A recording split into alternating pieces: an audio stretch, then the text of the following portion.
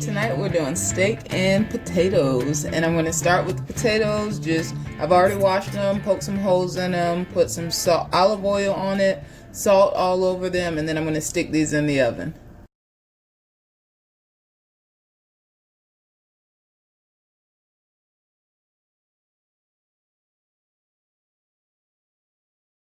Alright, so just because I want to use this new addition to my kitchen, I'm going to add the potatoes here and cook them on my stovetop griddle pan thing for about 45 minutes. Alright, so now that the potatoes are going, it's time to cook the steak. This is what I purchased, shaved ribeye.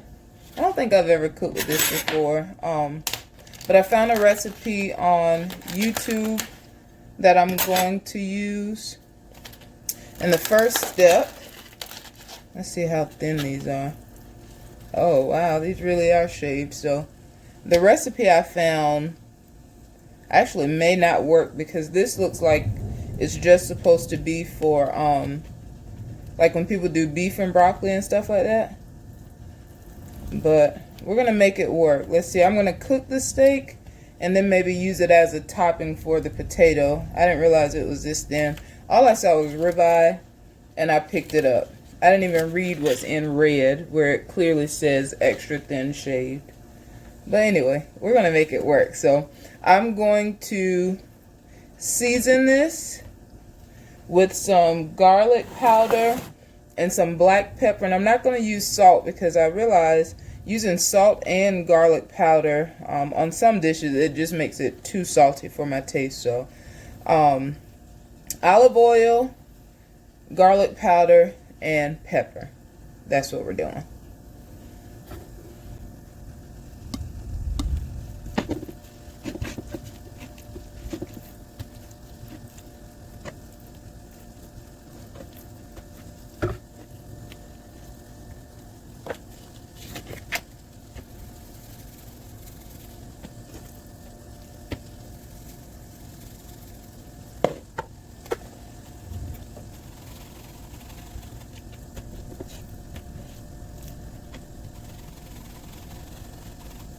Alright.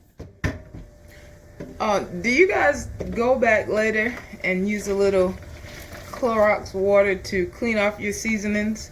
I always feel like after I cook meats that I need to clean them, because I don't always just use one hand. And I'm always paranoid that, you know, having the raw meat, touching the raw meat and then touching a container, like the germs are just growing or something. So after I handle raw meat, I often go back and clean these. Let me know if you guys do that too, or if I'm just being extra. Alright, so now we're gonna get started with the steak. The recipe didn't tell me to spray this down, and I'm trying to think, like when you cook stuff on a grill, I don't think you put any like oil or whatever to make it not stick. But anyway, I'm an amateur, so I can do this. I'm going to spray some of this canola oil cooking spray, non-stick, on the side where I'm cooking the steak.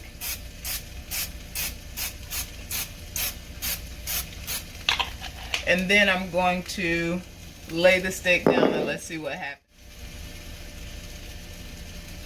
See how thin it is?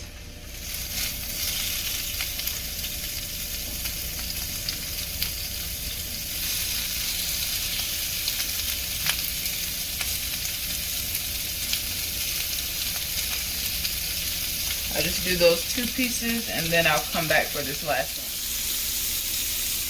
I'll take some butter and rub over the top of this.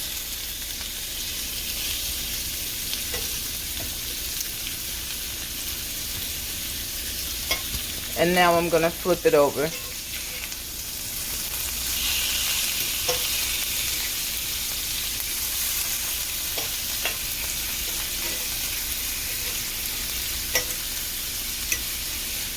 Let it cook for about 1 minute on each side, and now I'm just going to sit it on this plate to rest until the potatoes are done. Do y'all remember my other video when I tried to blow the egg out of the shell? If not, it's okay. I'm gonna try it again. I think I found what my mistake was. So first thing, small part of the egg, just crack it and make a little hole.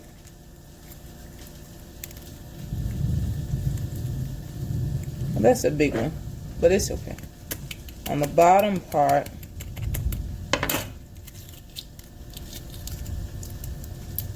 make a larger hole.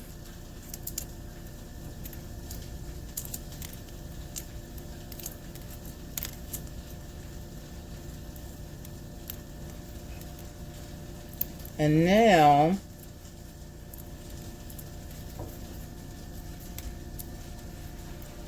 let's see if I can blow this out.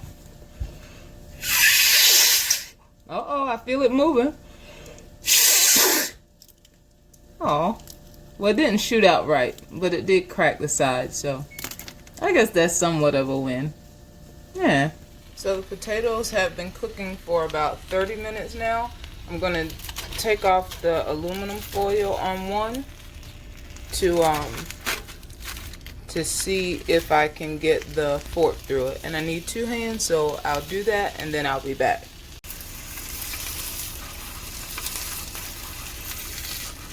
Still kind of tough, so I'm going to wrap it back up and let it go for at least another 15. I ended up tossing the potatoes in the oven because the grill was taking too long, so let's take them out and hopefully they're finished and ready. So I'm going to layer this, put it in my little tin pan because I want to put it back in the oven just so everything can melt. So I'm going to cut this into little cubes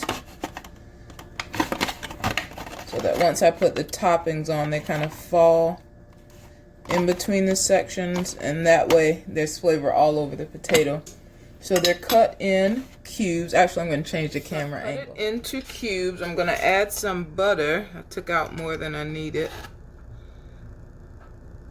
Add some butter right in the middle. Then I'm going to put on some cheese. I'm using sharp cheddar cheese.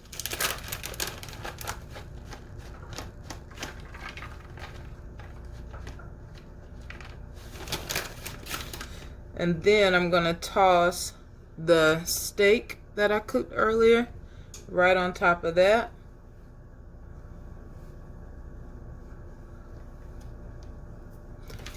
And some more cheese because I like cheese.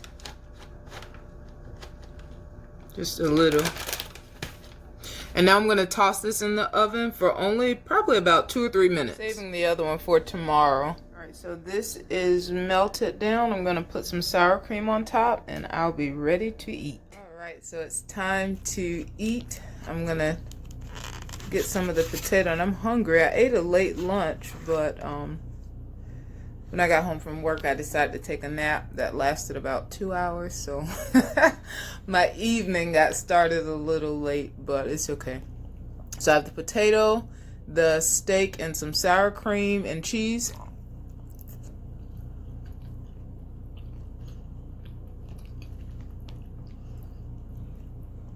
Pretty good. So I should have added salt to the steak, and maybe I should have put some seasoning on the potato first. But I usually eat my potatoes with just butter, bacon, cheese, and sometimes I add the sour cream. So it's not bad. I could have just added some more flavor. But I can get some of the flavor from my salad. I do have greens tonight. Those of you who've been following, you know I don't always have vegetables.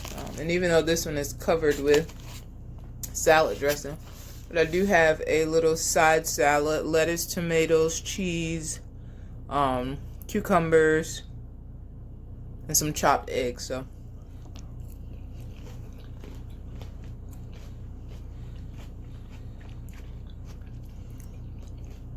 can't really go wrong with this salad. So anyway,